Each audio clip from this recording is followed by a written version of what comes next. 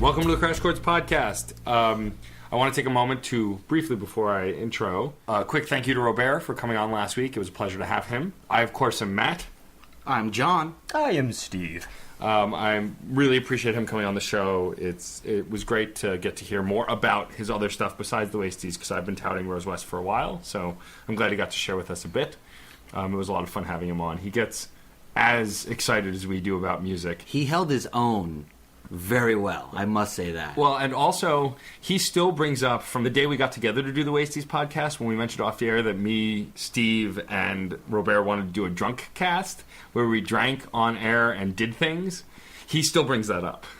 Yeah, so the amount of professionalism that we've attained now has no bearing on the final decision on whether or not we're going to do that. Right, well, Okay. He is in Philly, which also makes us doing any kind of regular thing with him difficult. But no, he knows... a drunk Skype cast, which frankly, is a lot more lowbrow. That's I mean, true. if you're going to go, low, get low. Yeah, but he's got such exquisite taste in scotches and whiskeys. Frankly, him not being here would mean that you're just not going to get good liquor. True. That's also very true. So I would still try to do it in person. Yeah, so he's a prereq. He is pretty. There you go. I want to briefly mention something I forgot to bring up last week. About a week and a half ago, the latest Autographs episode went up with Mr. Mike Furman. It's very relevant because Mike Furman is actually one of the first people, well, actually not one of, he is the first person I ever interviewed for Autographs. Fun fact, I was the first person to ever interview him as well.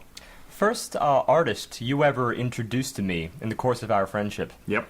That succeeded. Yes. Hehe. There are others. That's true.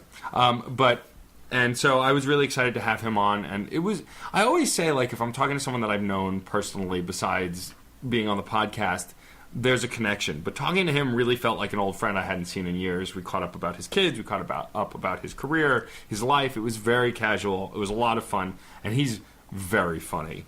So please go back and check that out, share it around. He's a great dude, and he makes really great music, so I want the world to know about him. I've been very impressed by that album ever since 2010, and I always give it like a recurring listen just to like soak it up, because there's always like a new joke that I'll miss. The record was called The Very Last Songs That I Will Ever Record, Part 1, Yeah. which is a nice little inside joke. And yeah, I heard that little jab of yours over the air about about people asking you whether there's going to be a Part 2. Yeah. Just for I was not one of those people that asked. No. I get the joke. And, of course, his newest single, What Makes the Breakfast, which is how he actually sings it. The what? The breakfast. The Breakfast. Okay, because I heard Blairg. No. B-L-E-R-G-H. You did give it kind of like a brogue. I did a bit. But F-L-A-S-T. what I like about is when... Always like 10 more consonants than you need. What I really liked As is in, when I or Eddie Izzard. interviewed him about the new single, he refuses to say breakfast. He says, I hate the word breakfast. I prefer breakfast. Breakfast. Breakfast. So that's how he kept saying it when referring to the song, too, which was fun. But go check that out. It's under Autographs. It's episode number 18? 19? 18? 18. This is your series, Matt. Whatever. I couldn't... Yeah, but you're still the numbers guy, Steve. Yeah. So now I gotta step over to your... Oh, jeez. You edit them, you put them, you do everything that's associated with them besides the That's actual true. I talking. am the producer. You are the producer of that show. Executive producer. Ooh. No, Okay, executive actually- producers give money. And he wouldn't be doing any work whatsoever. Yeah. And also there would be people below me that I port my work out to, so... We could be producer and executive Yeah. producer. You can be your own boss. That's right. I'm the executor and the layman. Oh, okay. Okay, sure. We'll go with that. Sure. But yeah, so go check that out, enjoy it, and we'll actually have another straight-up comedian who is a friend of Mike Furman's and who actually had a song produced for his comedy album by Mike Furman coming up in a few weeks named Graham Elwood. So there's a connection there. Also, an early article I did is with Hard and Firm, which is the group with Chris Hardwick, called She's Given Me Gershberms. Oh, yes. Oh, yes. which was with the Swedish Chef that they duetted with, which we talk about on the podcast as well. Give him girth sperms. So- Here's the girth sperms. Well, So his ability good to to know. take just about any subject and contort it into something catchy, something addictive. I mean, it's a really oddball thing because you're looking at subjects. I remember actually this is straight from the write-up here, but you're looking at subjects like children's songs, children's games, breakfast, of course, street meat, Yeah. and then at the same time he also has like a satirical angle. Yep. I mean, Like Irony and Wine. irony and wine, clear the floor, clear the dance floor. Clear the Floor, it's called. Absolutely love that. Which Because is it's an incredibly catchy dance floor tune, and yet it's all self-deprecating. So yeah, for those who don't know, the song "Clear the Floor" off that album that Steve mentioned is the singer is singing a typical dance song, and then about halfway through he starts talking about how the song isn't good enough and how he doesn't like it, and he starts critiquing it as the song is happening, and then eventually he's trying to make it stop, and that's why it's called "Clear the Floor." It's like because he says this song's going to clear the dance floor. It's very clever. I enjoy it a lot. It's one of my favorites. Do do do do do do do do do do do do. Ooh, that was a really awkward breakdown. Yeah, exactly. Moving on from that, I want to give a shout out to the rappers who I'm jealous of, who were all of last week at South by Southwest posting photos together. My feed was a cacophony of, hey, it's so-and-so and so-and-so, and we're together. Oh, we're at a show. Oh, we're at another show. Oh, we're performing. I really want to go to South by Southwest. Really badly. Yeah, got that, yeah. Anyway, I think this is a good point to jump into our album this week. It's John's pick, although this is another album where we are all fans of varying degrees.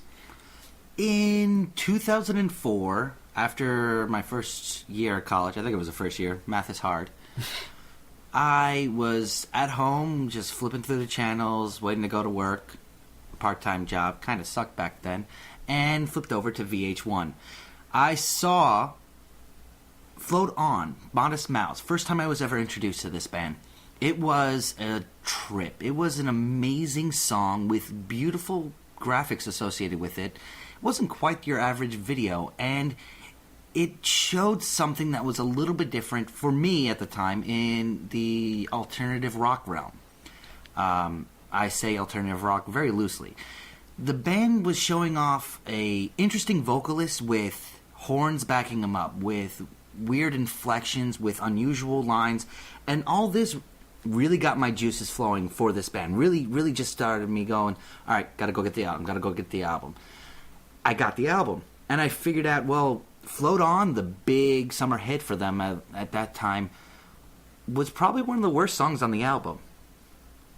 It was curious. It was a band I loved for one very specific reason, and a lot of bands. Franz Ferdinand was another one in this same sort of time. Gorillaz to some extent until I really delved into them with Clint Eastwood. Bands, I would find their one-hit wonders in my late teens, early 20s, get the album and then just kind of go and be disappointed about it. Yeah, the single was a single for a reason for me, but with Modest Mouse, it was the reverse. I fell in love with everything, every little aspect of what they did. It was like the tip of the iceberg, Exactly. poking out into the public. It was for me the perfect example of what a single should be, because it made that album just an integral part of that year and many years to come. I still listen to Good News for People Who Love Bad News at least once a month. I had a similar experience with Modest Mouse for the follow-up album after the album featuring Float On. What was the album after that? We Were Dead Before the Ship Ever Sank. So that album has a song called Dashboard. My experience with Dashboard is it was either VH1 or MTV around that time when they still showed these things called music videos. Look them up. They're great. And I flip on the channel and I see a band, and who I'm assuming is the lead singer, the guy singing the words that are happening, dressed Ahab-ish, like a disgruntled old sailor telling a war story or a sailing story. And the song is very upbeat and all over the place and very jumpy, and I'm sold. I didn't know anything about the band. It was a song called Dashboard off that album, and I was just hooked instantly because of the ridiculous premise of the video and the catchy song. And again, that was one where I loved the single, and then I listened to the album, and I was like, holy crap, there's more, and it's better. I think both of you were giving away your age there. You with the video, and you saying, oh, I discovered them on VH1. A good band via VH1. It happened back in the early 2000s, late 90s, and Yeah, when MTV and VH1 were relevant for the music scene. Mm-hmm. But the main thing that hooked me, and like Matt, I did go and I loved We Were Dead Before the Ship Ever Sank, and I went back to the previous albums as well, though they didn't strike me the same way the 2004 and 2007 albums hit me. There was something just different about Modest Mouse. It was the instrumentation, it was the punctuation, the use of strings, the use of horns, accordions, and all sorts of random instruments. In fact, Steve compiled a list of just the instruments from this album. Yes, I compiled this list with my very dutiful Wikipedia research. We have Isaac Brock on vocals, guitar, 12-string, piano, Rhodes, Mellotron, bass, Ebo. Ebo, for those who don't know, is a bowed guitar, which is against the grain, but it's done. Also baritone guitar and a Korg MS-20. We have Jeremiah Green on drums, conga, sequencers, electronic drums, djembe, death whistle, Korg, kalimba, cigar box, guitar, and backing vocals. Death Whistle sounds so metal. Keep going. Yeah, it does. We have Tom Peloso on bass, synth, Rhodes, piano, upright piano, cornet, kalimba, acoustic guitar, and backing vocals. We have Jim Fairchild on guitar, Rhodes, ukulele, and backing vocals. We have Russell Higby on bass, Rhodes, upright bass, guitar, pump organ. Yes, pump organ. Specifically that. Vibes, electronic piano, baritone guitar, euphonium, kalimba. Lots of kalimbists. I never even heard of a kalimbist. Also cornet organ, backing vocals, and finally Lisa Molinaro on viola, cello, bass, and vocals. In addition to plenty of others featured just as one-shots. All this brought together a bunch of just random tones that worked for me. But the most distinct feature of the album was always its vocalist, Isaac Brock. He has not a range, but a dynamic just power to his vocals. Because for me, there's three different areas that he works in. He's got a deep croon that he loves to use for darker thoughts, for darker ideas, for just getting down and really in your face, and maybe it's a lullaby, but it's going to be a twisted lullaby. He has his almost guttural speak. It's very manic, very wisdom oriented at the same time. It's weird. He's very profound, but in satirical, ironic, and just plain crazy ways. And then he's got his very high, soft voice. This is when he really gets very pensive, and he's putting out these really just pervasive truths that he's just bringing forth. All this just made me fall in love with how he uses his voice as an instrument, and that was the thing that kept me coming back to Modest Mouse.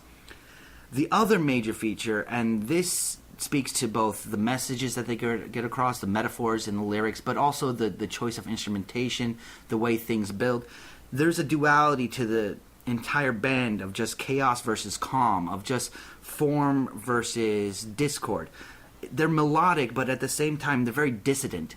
These conflicting ideas, coupled with the range of vocals, coupled with just the randomness and the sheer virtuosic nature of the instruments they throw in there, I fell in love with this band. I have never fallen out of love with this band. And it's been a very long time coming for the newest album that we're reviewing today, Strangers to Ourselves. And 8 years. 8 years. I've been waiting for a new Modest Mouse. This is quite the year of hiatuses. It is, and returns, because there's an album that I will not spoil who, but there's a band that I plan on bringing in April who have been on a hiatus for 15 years. Oh, boy. And they're a very well-known band. So, yeah, and we've done it before, too, because I mean, Foo Fighters hadn't been that long, but Aphex had a huge Aphex gap. was huge. There was another one. Yes, Black Messiah. Oh, was Black a huge Messiah, gap. right, D'Angelo. That's right. This is something that only artists get to do. They get to hibernate. Day job people don't get to hibernate. Well, that's true. Yeah. Like, boss, I'm going to go on hiatus for a few years. All right, fired. Yeah. So let's start with the first track, is the title track, Strangers to Ourselves. And going back to everything John said about the duality that does comprise Modest Mouse's work, this is definitely more toward the softer edge. We start off with a cello that begins this soft drone just on E-flat, and the drums step in over that. Pitch drums, I believe, because they matched the E-flat, which is sort of rare to hear, pitch drums. I only realized it in the second chord change when they hit the B-flat, and I was like, okay, I think the drums just changed up on the same exact note. Either that or there's also like a bass like just softly doubling with the drums. But it's a very slow-paced track. It's just this kind of slow, dirgy 1, 2, 3, 4, and 1. And that's almost the entirety of the track. But it's very colored. It's very filled out. I mean, you get like these little one-shot instruments to step in here, but one of the first and most impactful instruments, in addition to that cello, is this viola, because you know it's a viola because it's just a little bit too low to be a violin, and it steps in here with this little flourish that transitions us back to that main chord here. So the cello sort of raises from the E flat up to B flat, in this constant switch between E flat major and B flat major. So it's taking the root.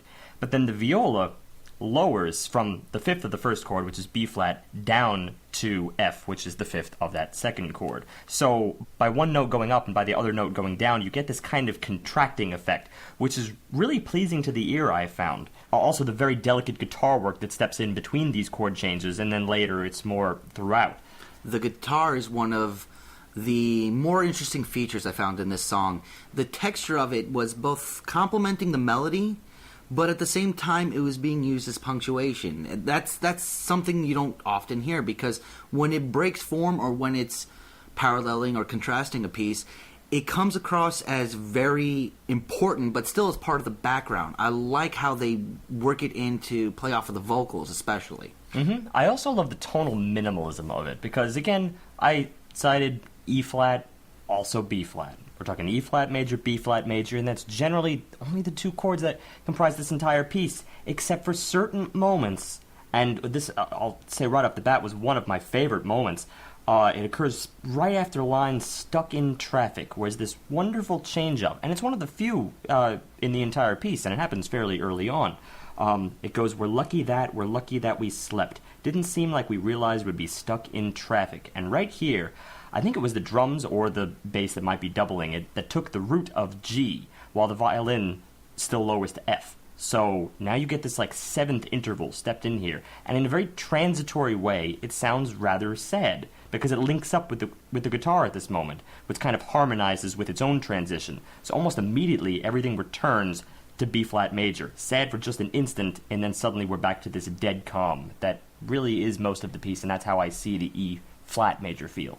Emotionally, the track, because of that moment, has an overarching feel of bittersweetness. It's very sweet, and then you get that slight moment of sadness that adds a bittersweet tone that follows the rest of the track.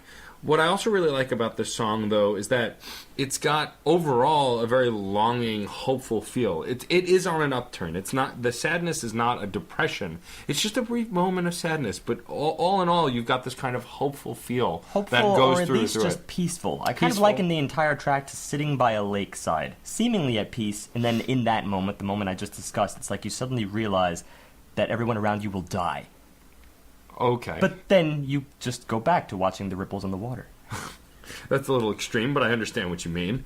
I think well, also, isn't that all life is? I mean, we kind of teeter back and forth between these moments, and I like how transitory that was. It steps out for a second, and suddenly we're back. It's a very strong emotional statement for an opening track, I think, especially for a band that John also described as being very manic at times, very catchy and funky at times. This is the way they start off this album. Fascinating. I think it's a strong opener, though. And also to start with a title track I haven't really seen in a while, and I like it. It's kind of like, here's the overarching theme of what we're going to go to, and we're going to get more precise as we go. Well, one of the things that Modest Mouse has done on multiple occasions is the title track may or may not actually be present in the album, but the title of the album is often drawn from lyrics in one of the other songs. Right. In fact, the lyrics that give Strangers to Ourselves its name come much later in the album. One thing that this track actually closes with is one of those philosophical, lyrical metaphors that Isaac has done quite often. We have designed more unusual things as yet. And that repetition, the way he does it of just repeating have designed, this is one of those few cases where I'm going to go, I love it. I love when he does this, when he slightly varies his inflection and hones in on a specific point. Well, he's doing it for emphasis, too. It's not just, I'm repeating it to fill time. There's an emphasis to the line and an emphasis to his voice. Well, that's the thing here. There's no sense of there ever being a need to fill time because there's just such a relaxing, eternal state to this track. You know, it could have gone on for like 7 or 8 minutes. I don't think I would have much of a problem with it. It's a pretty simple construction. Again, just those 2 chords except for certain little moments. But it's amazing how just like in the wake of, our review last week, Gerard Way's album, and we had so many critiques centering on the fact that it's like, well, they picked that groove and just kind of stuck with it, and there's very little change up, and we considered that to be a fault at the end of the day because there just wasn't anything else. But it goes to show everything comes down to context in the end. There's such a relaxed, paced nature to this track that it's a sense of honesty right up front. And that honesty is perpetuated with the final lines. How often we are confused, how honestly we have tried, but we'll forget. And it's around this time that the music starts getting a lot more intense. I mean, rather in the moments leading up to this final line. Over the earlier lines you stated, we've designed more unusual things as yet. And it's not so much, that there's a lot more instruments stepping in. It's just like very subtle senses of intensity. Like the hi-hat just lingers a little bit more, so you get that lingering cymbal effect rather than it just being like the little short the staccato, and of course an overall volume lift. It comes across as very post-rock, very shoegaze, like we discussed back in the Yola Tango's Painful review. It's that kind of effect, which I don't know if I have heard to this degree from Modest Mouse before.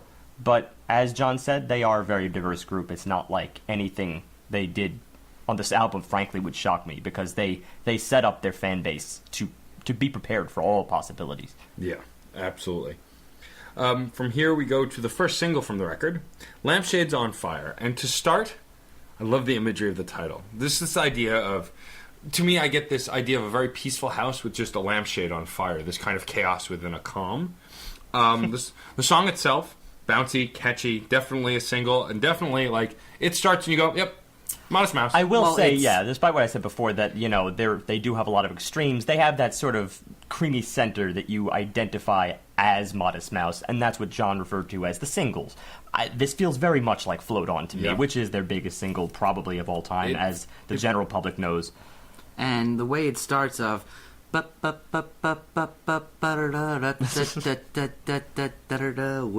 all going, we're all going. Not doing it justice, but that is so iconically there. Yeah, Just I mean, sometimes random. It represents the two extremes, right? Of course, there's that sort of high and playful sounding thing, and that goes along with the music too. You have this kind of beach sound. And the only reason I say that is because the effect on the keyboard or the guitar or whatever it is kind of sounds a little bit steel drumish. But over that, you have the vocals being all playful with that little ba-ba-ba-da-da. But, you get the same deal in the verse, except it's a lot more impactful. Here you get the rounded edges of his vocals. You get this attitude, this punch. Matt even described it earlier as cone-shaped, and I thought that was a fascinating description of that vocal approach. It's playful in such a way that he pops and then contracts in a kind of forward attitude. It's got this vibration that when he hits those "we're all going" and gets really deep, it takes this circular kind of round bouncing shape. I was in fact more talking about the verses themselves. I thought you meant that about the verses. I mean it about all of his singing, but whenever he gets deeper or more focused, his sound seems to reverberate within his own throat. Take it apart and look at the sound stream on your computer. It's these two voices he has going, like a low baritone, almost like a father singing a lullaby, and then this like flaunting, jaunty figure sort of getting in everybody's face, and that's that guttural twang. It's not like this song is got the same emotional center to me as the first track, but it's exactly where I'd expect a single-oriented track to be, and it lets you look at other things here, like for instance, the bass work. Stellar. The drum work is really stellar, and the bass it stands out, and then the drums really accentuate it. It has this like classic funk combo because drums and bass, they naturally have that rapport, as opposed to our album last week, where the rapport is not exactly moving you in such a way, and the two instruments are just there playing for the sake of it, but they're meant to really be blended, and if they do it right, they can provide a groove that keeps you invested no matter what. And here it's a perfect example of it. We're also greeted with the more unusual lyrical work, the less metaphorical. Well, no, not less metaphorical. Less, I want to say meaningful, but that makes it sound a little bit bad. Here, they're more of stream of consciousness, nonsensical, just talking about an event. Well, the lampshade's on fire when the lights go out. The room lit up and we ran about. Well, this is what I really call a party now. Packed up our cars, moved to the next town. It's just talking about an event. But it's a rager. The whole thing is he changes just the form of a lot of these sentences that I enjoy. They all kind of start and end the same, but the middle bits that bookended do change from verse to verse. And I think it's really kind of interesting, again, the imagery he's giving. Now you have this picture of this kind of rager party, but it's not much beyond that. He's just talking about this event. Yeah, it becomes very matter of fact. And this also very similar to Float On. Float On had a lot of lyrics that were, well, I backed my car into a cop car the other day. He just drove off. Sometime life's okay. I mean, it's just matter of fact, just giving you some information. It's fun, though, the way he does it. You can enjoy the party, or even enjoy hitting a cop car. And just get into the groove with it, because he's so enthusiastic about it when he's using this voice. He's so into it. It's engaging. The vocal work is very engaging. It draws you in because he's having fun with it. You can tell he is. So you want to have fun too. Yeah, he's just full of energy. It's something that works very well with that funky funky drum line that they're working. These things they often pair together, and putting the two together, one part's punctuation helps the other part's punctuation. It works in combination to really build more than what it was beforehand. Well, bringing up the point I mentioned earlier about how this contrasts with our last week's album. Last week it was more of a detriment, I think, to having, let's say, the verses and the choruses sound so blurred together. And in this particular case, they are defined, but really the chorus is fairly short. The chorus is really just that ba-ba-ba-da-da, we're all going. That's the end of the chorus. But the verses are very long. They go from verse to verse to verse, and you don't really get that change up. But because of the funk rip, you don't notice it here. You don't have that, it's all blurred together. No, but you're just grooving along to it. So again, it has to do with your confidence, I think, in addition to honesty. Well, it's the presentation also, and the fact is there's more going on here.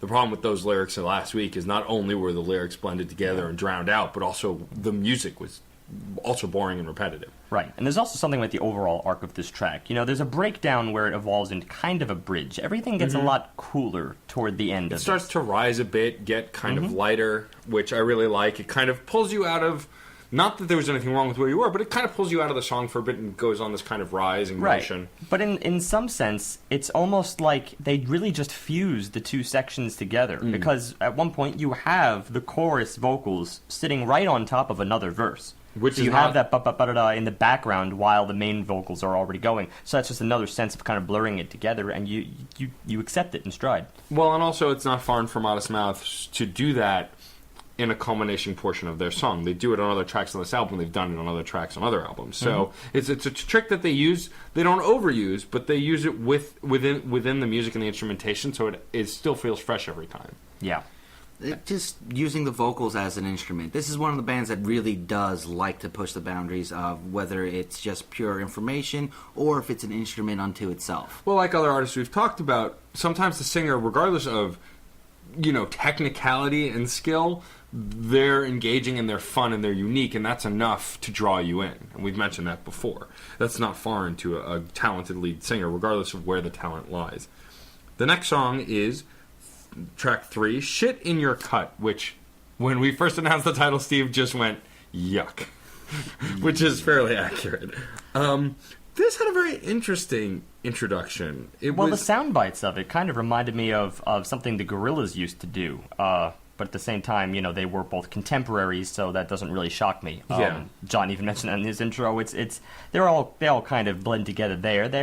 They all have this tendency to kind of use the full palette of sound bites, sound art, as it were, in addition to their extreme palette of instruments. And it's these kind of like clicks and clacks, and even like record scratching sounds. Well, it sounded to me like rubbing velvet or scratching around your velvet, record. right. Yeah, and it had a texture which I really liked. Amongst the instrumentation, that specific soundbite gave a texture to the song. Like you could feel the song almost, because it's a sound that when you hear a scratching of a velvet, or scratching of a record, you can feel what that sounds like. You know what that feels like just by the sound. Well, by the time the bass enters, it's a little bit more grittier. The vocals enter too, and at this point, it's kind of a mix between the first two tracks. The main vocals are still playful, but with something a little bit defeated about them. We're in minor now.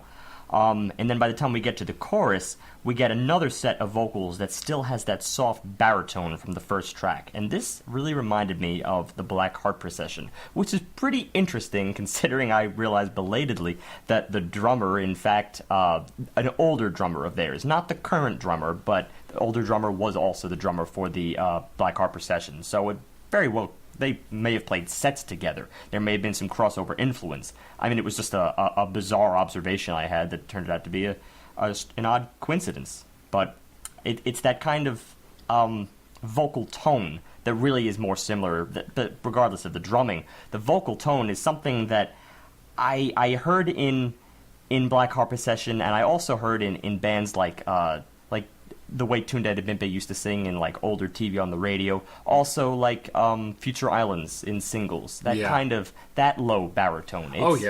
Yeah. And actually, I hear a similarity in parts of Future Islands with Modest Mouse. I wouldn't be surprised if they were influenced by them, because there's a similarity there. Not whole hog, but for sure in moments. This whole culmination in the chorus becomes very foreboding. You get a lot of... That low baritone comes off as dark. Mostly dark. Not truly hopeless, just more apathetic about the situation when he says, I think I'll ride this winter out. I guess we'll ride this winter out alone. To me, this really is captured by the guitar. There's the first time we hear this is at a little interlude, as I see it, at 1 minute, 30 seconds. Approximately there, we get this very beautiful moment where it steps in on the 2 and holds the 1 at the same time, so you kind of get this sus2 effect for density. And that riff maintains throughout. From that timestamp, 1 minute, 30 seconds on, that riff stays, and the vocals step back in on top of it. And all of a sudden now, this fascinating density is bringing out, this little inner strife here. It's kind of a new way of pursuing the sadness that was present in this album from the beginning. But that's where I see it here, and I think this is kind of where I wanted the album to go, and it does in a sense. And what's interesting about what John was saying with the chorus itself of the track, I guess we'll ride this winter out, is the way he delivers it, especially in the first couple times, has this kind of syrupy chorus. It drips with the baritone that he's using, and I really like that. Again, there's more texture, and what I really like about this album so far is that there is a lot of texture, which adds another level. It's just... You're not just hearing a song and experiencing it. And even though the lyrics in this track are more stream of conscious, some of it makes sense, some of it doesn't. I like the effect he's putting on how he delivers it. It adds another level. And again, I get this kind of emotionality just from the chorus, the way it's delivered. But the whole thing is still driven by the percussion for me. It's still the main factor, and it propels the whole song along without overwhelming any parts. It's the only thing that's really ever present, because they like their breakdowns. They do have breakdowns. There was a moment, for instance, where the riff steps out only so that the vocals and drums are the last thing remaining. That's probably what I just call another verse, but, they reinvent these verses such that they could strip out an instrument as needed, then put it back in as needed, add another one. But the thing that I kept getting drawn to was the fact that the percussion itself was evolving. It was changing. They weren't using the same drum sets the whole time. They were really interspersing a lot of more unique sounds so that you can really hear when you have a full drum set too, something that's more, well, from the random list of things that Steve read off of earlier. It's just a lot of different textures being used to do the same line. I am going to step in here, though, with something I cited as a little bit of a flaw for this track. I think that guitar riff had more potential than the way it was utilized. Granted, it's a very, very simple riff, and I think it's appropriately used. It makes its point, but there was a lot of like stepping back and forth. I was kind of waiting for this track to take it to the next level. I was waiting for that riff to expand into something else. When it steps in, it remains, except for moments in which they take it out or take something else out in its place. But, you know, it was kind of a back and forth here. I felt like it was more of a stagnant journey through something pleasant, granted. But, you know, I kind of wanted a peek. The song was a little bit too apathetic in its message. Yeah, it's true. The signs all flicker and buzz all night. Passing by, you can hear them say, "Hey, please won't you come on in? Won't you please just go away?"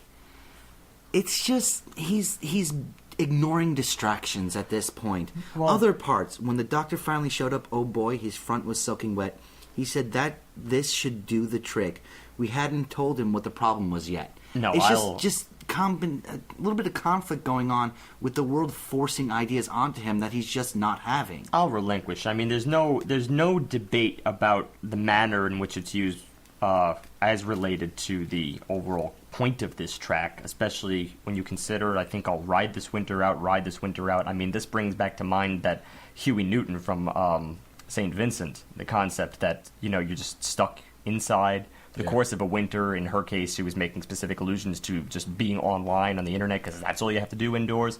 But just that concept of feeling like you're helpless and that you're stuck in a stagnant place, then absolutely the music matches it. It's just more from a musical angle, you know, since that's the stuff I was focusing on. I had a more personalized desire, leaving lyrics aside. But it all makes sense. Right. Well, and also the way he delivers the line that we keep talking about, that chorus, reminds me of the conversation we had with Noam only a few weeks ago about the winter blues and this kind of being bogged down by the winter. And even if this song isn't delivering an extreme depression perspective, it's alluding to it. It's there. It's a possibility, even if that's not exactly what everyone takes from it. Yeah, and it even goes through spurts of being more longing than other times. It doesn't really hit a peak necessarily, but the bridge, for instance, I think is definitely more longing. Yes. And I would say that had they gone for a peak, had they actually gone and not said, I'm going to ride out the winter, had they said it's spring, some sort of idea that way, then the riff, I assume, would have changed.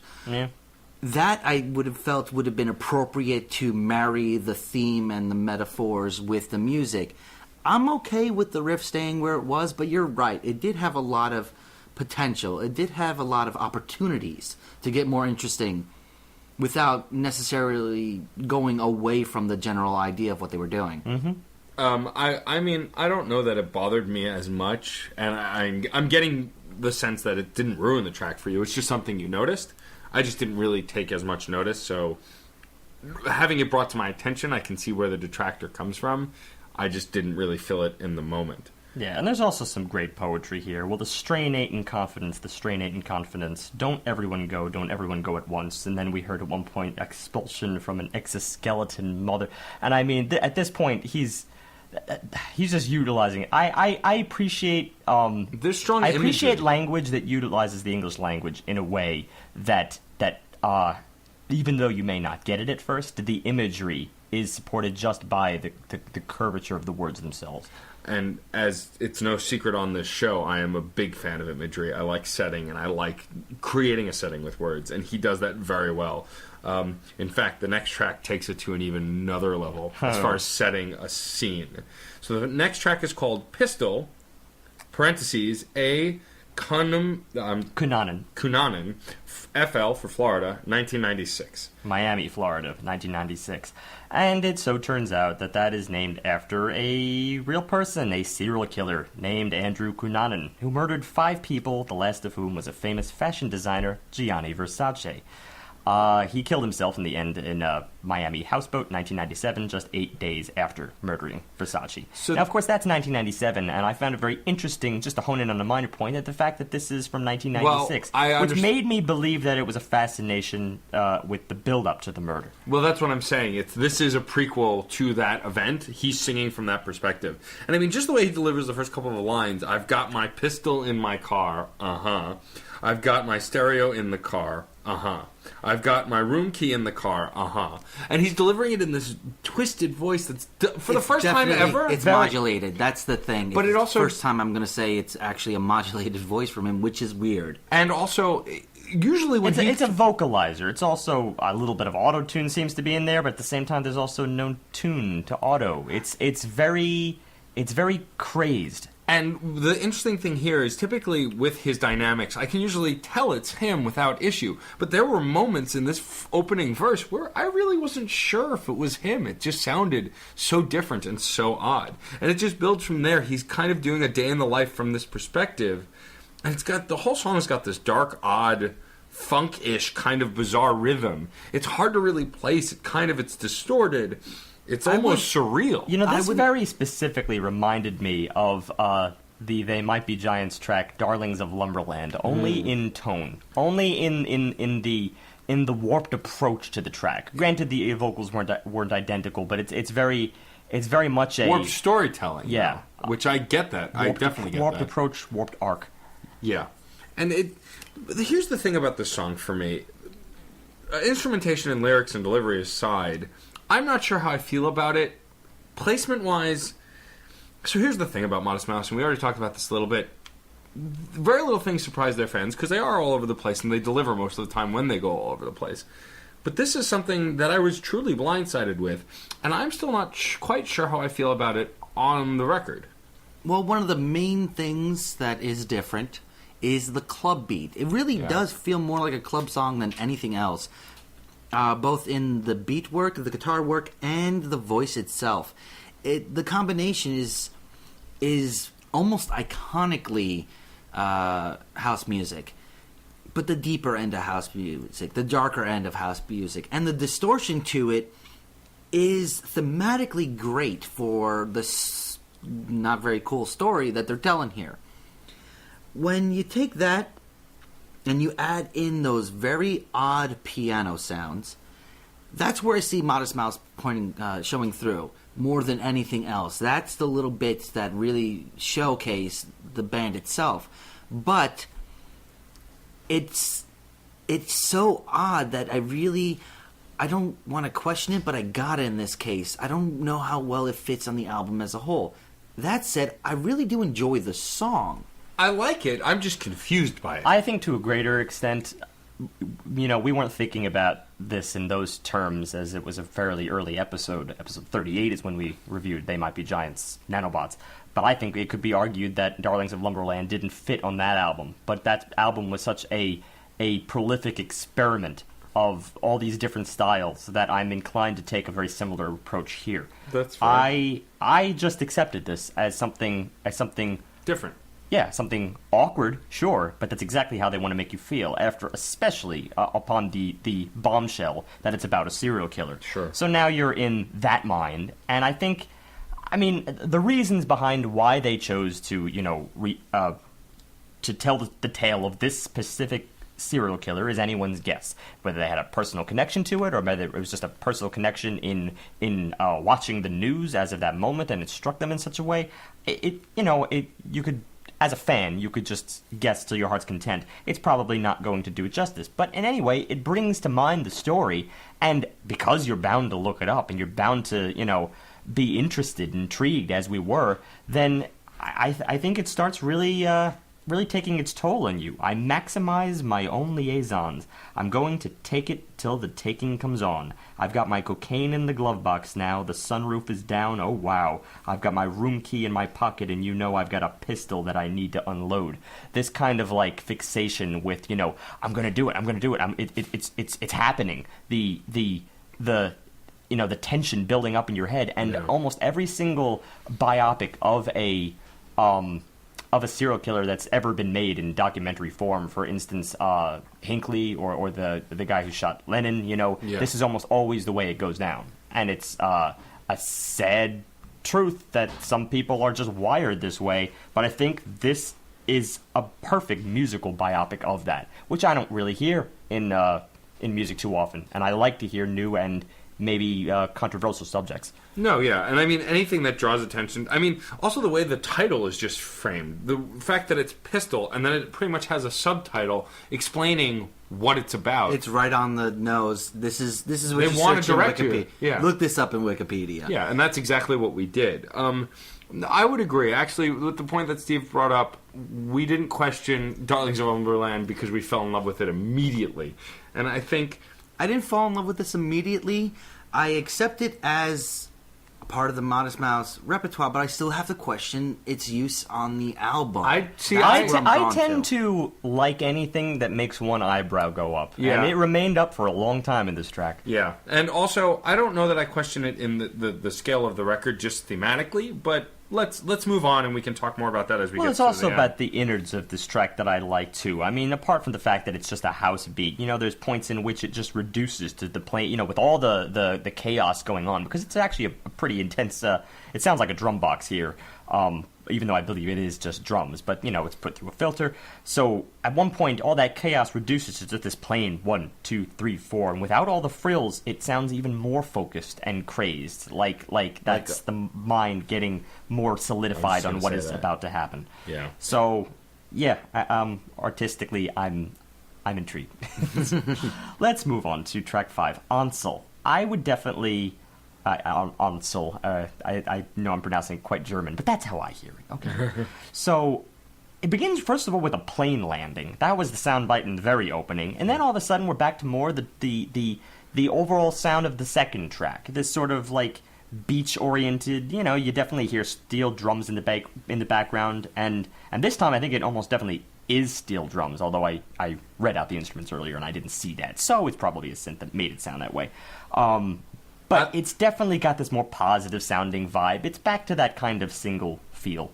Well, I like also that it starts with this very groovy sound, like you said, steel drums. What I also like is beyond the steel drums, the drum work is pretty thin but intricate. Yes. I called it the bizarro opposite of all of last week's album because there was so much drums and they were so boring. There was less, but what was there was still very intriguing because he did something interesting with it, And the way they use it, especially with the guitars, they like to build up with the guitar, and when the verses start, they actually devolve quite quickly into maybe not just the percussion, but primarily the percussion, and let the words start coming out and then rebuild it with the guitar again, and rebuild it with the other instrumentation.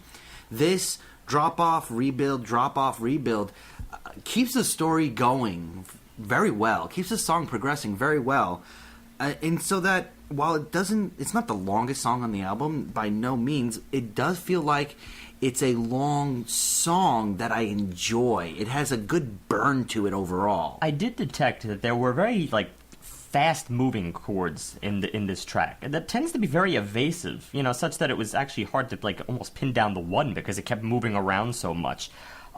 It almost equally existed in the relative territory between D major and B minor, but yeah, I'll admit maybe a little bit more B minor. And it had something to do with the bass line. I think that was the most evasive here. But I think what I was really drawn to in this track was the choruses because they were a little bit more drawn to me. They stopped that constant motion for a while, and instead you get longer tones, longer texture to fill it out. For instance, the cello. At least as I heard it, cello, although, who knows, we were speculating Ebo. And just the story itself, for all it was uplifting musically, it has the usual twinge of being kind of a dark story overall. I didn't catch that myself. Me and my sister hung by the phone watching the news as they looked for Ansel. On top of the mountain and underneath the snow, they had dogs that were sniffing, I guess you'll never know. His brother's missing, on a trip to Mexico. He's gone, presumably dead. This is not a happy-go-lucky... This is Hans Christian Andersen. This is not a good story. My favorite thing about this song, though, I think, is vocally. I mean, he's still doing a lot of his party tricks, as we said, the variety that he does. But then when it gets to the bridge of the song, we get what I called his true voice. There's no modulation. There's no up and down. It's even, and it's the first time you really hear him as him, or as close to him speaking as I'd imagine it. And it was interesting. I really like that. Throwing that little personal touch to the vocals in that moment to give you a breathing room while getting even more personal. I enjoyed it. I think he wants you to think there is no him, and there's just many hymns. Right. As we've experienced throughout this album. But this is what I called his true voice bridge, just because it did sound what I imagined like his speaking voice would be. Well, I will go back to John's observation in that, the lyrics really do present a tale that is a lot more harrowing than the music makes that out to be. And it's a pretty ironic approach, considering I described it as being more beach-oriented. And when you consider those opening lyrics, I took a train down through Mexico with my father and brother Ansel. I mean, it sounds very family-friendly. Like you're on vacation. Okay, so it's New Mexico, there's no beach, but there's sand. It's still beachy. But it has this family vacation feel. At the same time, everything goes awry and the music just stays positive no matter what. And that's a fair approach for a satirical track. I agree. I think that, this kind of dichotomy is not strange to us. Exactly. We've had it before. That's why I'm saying it's a fair approach, but I wasn't like invested in this track too much. It was fairly a gloss over track, but they have a lot of very easy to absorb or easy to gloss over filler tracks. They're not kind of things where like, all right, come on, get back to the content. You don't have that impatience. You never feel that way. Everything is still engaging, even if you're not completely pulled in. There's at least engaging moments. From this track, we go, though, to my favorite 1-2 punch. And that first track in that 1-2 punch is the longest title on the record, The Ground Walks with Time in a Box. This was probably my favorite track on the album, but of course it's for very personal reasons. It's the funkiest track on the album, and it specifically goes back to that like mid-2000s funk indie brand that really reminded me of Franz Ferdinand. I was another band you mentioned earlier on, John, and I was listening to these two bands as contemporaries. As was I. Well, I actually saw both their videos in the same half-hour television show. Right. For the first time. Even so, I don't think I can recall Modest Mouse ever getting so funky. And even Franz Ferdinand, which I considered funkier at the time, I think has been outdone here by this track. This was just an all-around fun track. I mean, first of all, to set aside the core of what funk is, which is, of course, that bass and drum combo I referenced earlier, there is an added factor here, and that is the supplement of this clicking and clanking almost every eighth note. And we were pretty sure that if, that kalimba was going to make its appearance, as we observed earlier in the lineup of instruments, pretty sure it's here. Because I can't think what else would make that sound, except to go back to the old trope, probably synth. But this sounded way too acoustic, and I'm pretty sure that's what it was. And that supplement to that raw funk sound, I think, is what made this irresistible. It is trapped on the dance floor. I mean, very often the phrases just keep on repeating themselves. The vocal phrases are like this recurring phrase, barely even changes it up. Every single time it goes back, it's the same over and over again, such that there is a lot of lyrical content here. He goes through so many emotions. Meanwhile, it's just dancing itself away. And he's caught in the mix. And the lyrical content is the reason why it's my favorite song on the track. It's the best metaphors that I've heard in a very long time. It's beautiful imagery. Starts off, open up a window, all the air is falling out. Eyes vacuum up light, sound gets trapped by the mouth. What to do with the remainder? When the dents get hammered out, then we've traveled through time. And we'll travel through time. This is, it is a kind of like, while you're dancing, you're thinking about the greater questions of life. I'm going to go to another verse here because this is one that fascinates me. The world composes with his shirt tails wrinkled hanging out. Bang us together, see what sort of sounds we make right now. The world plays music, playing skin on teeth inside of the mouth. What sort of sounds, what lovely sounds come about? And that is like, it's like this self-aware expose of the music as it's playing simultaneously. It breaks down the third wall. And Fourth wall, rather. Fourth wall. Fourth wall. And this was, I Or believe, fifth wall.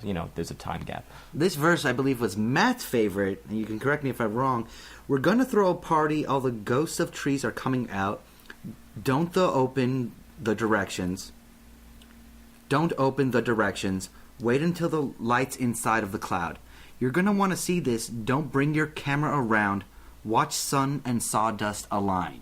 Well, what I really like about that line is that he specifically says you're going to want to see this. Don't bring your camera, because I have a mini rant about how at every live event all you see is flashbulbs.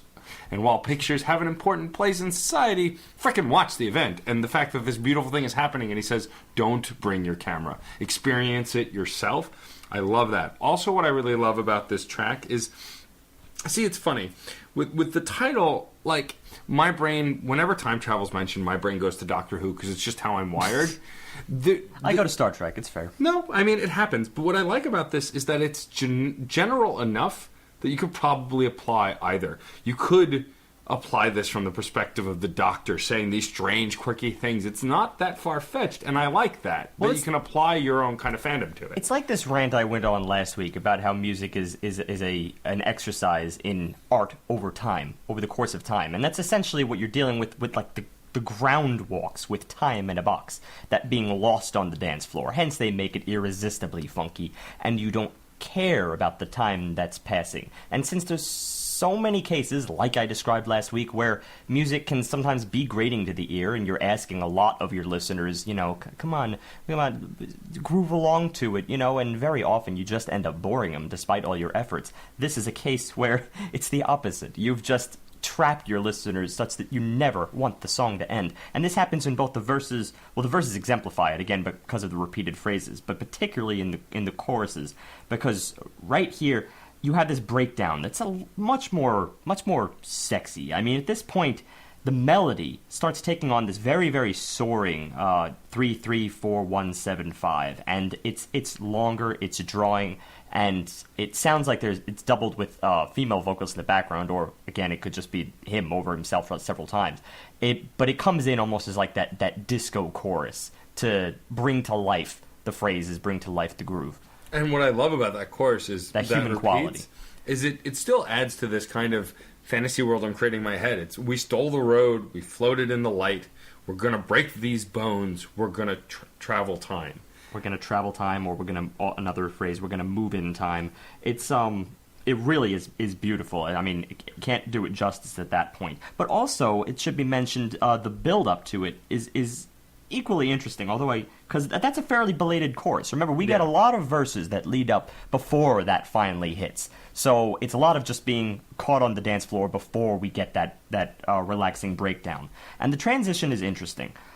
Starting off, in the sort of E-Dorian feel that comprises these verses, all of a sudden we have this slow build-up of strings that just slowly get louder. Oh, those very gradually. I had to focus on those notes, even though it was so complicated underneath what these strings were doing. It's not terribly complicated, but it's subtle. See, first of all, there's the slow crescendo, and then by the time it reaches its peak, which is still fairly in the background, it takes on a tremolo. And that's, and the bows are moving really, really fast over that, and it's another real disco trick. But I love it to death, because it's still very applicable in all forms of funk in general. And I believe they started harmonizing at this point. So not only is it tremolo, it's a tremolo in fourths that starts sliding down, and it unwinds and then lands us in that very, very soaring melodic chorus. Absolutely gorgeous. And still there's more to say about this track, because the solo at the end starts taking this track to a more manic position. Now all of a sudden it starts devolving into a circus of sorts, using the oddball sound effects that occurred earlier on with the clinking and the clanking and the kalimba, as we guess. It starts to really come back here, bringing in more instruments such as the horns in a very staccato way. There may have even been a banjo in this track. I'm pretty sure William Slater stepped in on this track, playing the banjo. I mean, and then finally, I think the very end concludes with like this sort of organ grinder sound. It gets very chaotic, but in a very unique and interesting way. It's not, and not without its through line. And the whole thing, that ended up being about 40% of the song itself. Was just this instrumental outro. It was almost a two-part... Or interlude into outro.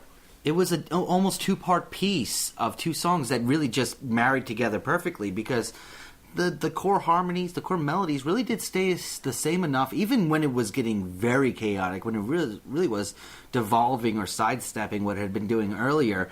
It still felt like the same song, so that if you actually jump point to point to point, it sounds completely different. But when you hear the evolution, it just comes off flawlessly. This is why I often cite form as being one of my favorite things in music, because it's really the one thing that is bound to take you in a new place. I mean, pop music, as we cited last week, it's just with the verse, chorus, bridge, verse, chorus. You know, it really is just ingrained in your listener's head. But if you can take a funk track, which by all rights should be fairly stable and fairly predictable, and then just stretch it in a few ways, such as prolonging verses, repeating verses, and building up that tension, finally bringing to a chorus, and then finally with a prolonged sort of jam, Eeyore-ian outro. It's that little change-up is sometimes all you need to just inspire a suspension of disbelief in your listener. Yeah, I really like how this track culminates too, because it pretty much breaks down into almost nothing, into, as cacophonous as that great chaos is, it breaks down into nothing and then silence. And then the next track, track 7, Coyotes, which is one of my favorite tracks on the record, starts with this very sweet, jaunty acoustic intro. And the way that the phrasing works when the lyrics kick in almost immediately, his expertise with silence is mind-blowing here, and it really is. I like when silence is utilized, and I bring it up often when it happens, but it doesn't happen that often. And at the end of every phrase, he pauses for a beat or two, and then starts the next phrase. It gives this kind of whimsical waltz feel to the whole track. There certainly is a waltz feel, and that's why, you know, considering this waltz was a lot more downplayed, I was surprised you used the word jaunty. Granted, there's a lighthearted air about it, but it's also very mellow. And using that last point you made, the sort of that beat of silence, or the measure of silence, a lot of times you get, you know, these 4 measure cycles of threes. It's 1, 2, 3, 1, 2, 3, 1, 2, 3, 1. And then there's just silence for the second and third beat. And sometimes this is even further accentuated. At one point, by the end of the verse, an extra 5th measure just remains silent. So you have a second and third beat that's silent, and then another 1, 2, 3 that's just completely absent. It's a breather in the phrase, and that's always, I think, really important for just about every musician to recognize that, you know, use of silence is big. It allows your listeners to have a breather. But at the same time, this was also done lots of times over the course of this track, and it really does have a rigid structure in this in this pattern. It's stuck in the same breather, the same phrase. Every time it returns to it, such that, I don't know, it kind of wore on me a little, as beautiful as it is. While the previous track came as a celebration and love of just life and living life and enjoying the little moments, being able to immerse yourselves in your own time, here we're seeing a little bit more accusations fly, but still it boils down to a similar idea of loving nature. From the first lines, coyotes tiptoe in the snow after dark, at home with the ghosts in the national park. We're getting some very specific imagery, but imagery that's starting, for me, to represent a much broader idea of showing beauty in nature. It's also followed up by the line, mankind's behaving like some serial killers, giant old monsters afraid of the sharks. I mean, he's calling out. That's exactly what that line is. What I like about the overall structure of the track, though, is it's, besides having this very whimsical waltzy feel, which I think is why I said jaunty. I think I was trying to describe the waltz more, so it's not as much jaunty as it just does have that waltz structure. I also like how it does lend itself to a lullaby. Even though the lyrics aren't very lullaby-esque, the sound very much is. It's got this simple, gorgeous feel, and the pauses really kind of add to the feel of this kind of lullaby, dark lullaby. That's why that jauntiness would be only in the vein of like a medieval dance. Yeah, is jaunty. Like, come on, everybody, let's have fun. 1, 2, 3, 1, 2, 3. You know, that kind of thing. Yeah. But I do enjoy the chord progression. I mean, the chord progression even in itself sounds very cyclical. And I'm going to get back to what John mentioned in a minute, because that's important. You have this sort of descending from E minor. You have E minor, D major to C major, and then it just goes back up to E minor, it seems. And that's sort of every single measure. It keeps on that cycle. And gradually, the guitar steps in with this very like airy, reverb-drenched breakdown. So there's this cyclical and also contemplative air to this track that we've seen a little bit earlier. We saw certainly in the first track in this album. And when you look at lines like the final refrain, and we say we're in love with it all, and we say we're in love with everything, and we say, what can we say? That's actually the line. What can we say? At the end of the day, well, we're in love with everything. We're in love with it all. It's almost like being in awe at existence itself. That same lakeside analogy that I made earlier. You're sitting by the lake. Okay, perhaps you'll have a sad thought or two, but this is really honing in on the positive and being caught in the ripples of the lake. And he specifically goes more toward animal illusions and just all the different observances of nature that just make him say, wow, that exists. And we're part of it. It's one of those tracks. But that's not the extent of it. The true ending and the final little jab that I love it when he throws it in. Oh, yeah. And we say we're in love with all of it. And we say we're in love with everything. And we lie. Yeah. We love to lie. So he couldn't leave it out. In fact, it very much is that same concept that I mentioned earlier. That, okay, you're looking at the ripples on the lake, and then finally it's like everyone's going to die. Well, in this case, he's concerned with lying. And it's like, well, within every canvas of beauty, there is always this speck of ugliness. Well, it also goes back to what we were talking about with the Decemberists. I might as well connect it to that, and how, what a terrible world, what a beautiful world, or the other way around. But it's that idea of within everything beautiful, there's also terror and tragedy. Because, there's two sides to every coin. Mm-hmm. I like these tracks paired together. I think also a good example of that why they work so well together is because your favorite track is the first one. Me and John seem to lead more towards Coyotes as our favorite. But no, I won't divide between the two. Oh, you like them both. I will not. And then so me and Steve are on the other side of it. This is a good example of how we can prove that they are a perfect pair, because the difference in opinion from one to the other and then the middle ground between us. Crash Chords is balanced. Well, the whole idea of what they're working with here between these two tracks is not really any different than other ideas. It's just a different presentation. This is a theme they'd like to pursue quite often. It usually ends up being my favorite songs on an album. Back in Good News, the song The View has the line, as life gets longer, awful feels softer. Well, it feels pretty soft to me. And if it takes shit to make bliss, well, I feel pretty blissfully. I mean, this just back and forth, this, like I said before, the manic wisdom that he likes to throw in these songs, the philosophical metaphors. This is what draws me to songs like Coyote. This is what draws me to songs like The Ground Walks. It's such an inherent character of the band and of Isaac's writing.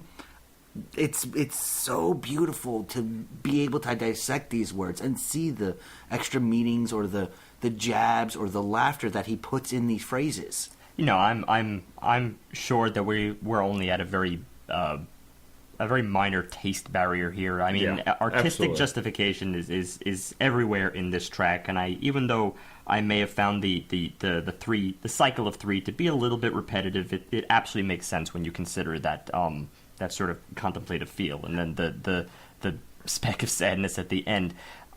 It's actually kind of out of a character for us, because I usually tend to lean more toward the sort of inward contemplative tracks. And I tend to like the more dancey pop almost, or funky But then, tracks. as we know, there's that one big exception with me, and that always is funk. So funk can supersede everything. Apparently, for you at least. It's the wild card. That's There you what go. it is.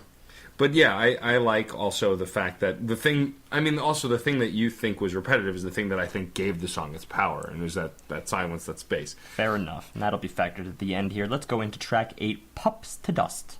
So this, immediately we get a great intro guitar riff. It's kind of a galloping percussion to back it. It gives the song a very sway-worthy kind of sweet feel from the get-go. I really like how conversational the lyrics are also in this track. From the minute he starts singing, it's very much almost like he's chatting with you. It's got a very sweet kind of nice feel. Now, while the song's content, if I'm going to guess, probably isn't as sweet, that's Well, the impression. This is this track that actually had me in more of the zone, I think, that you were in the previous track. This is what pushed me toward the more contemplative side, because it was the perfect slow jam. I mean, starting off with that opening guitar line, we very subtly add in bass right after that, and when it kicks in, what a great bass line it is. But the main riff in the verse is certainly my favorite. We're in E minor again, and this time it's just that sort of 7-7-1-5, 7-7-1-5, over and over. That's the guitar, the melodic motif that really, really keeps this going. Cycling back and forth between E minor and D minor. It's I don't know. There's something about this tone that had me, even though it may not have really reached the same those same peaks as previous tracks. I think this is more the place that I want to be. And here we're getting, this is one of the few times I will say that their choice of content kind of matches to the music itself. They like to be at odds. But here we're just getting a spout of introspective wisdom. Mm-hmm. It's all about just the things he's learned. And the ideas are very familiar, but the phrasing is so nice. Lines like, the way we feel about what we do is by who has watched us sow. From birth to grave, I couldn't see so clearly what I was or became. It's just the way he phrases is so important that I was going back and going, oh, did I hear that right? Yeah, whoa.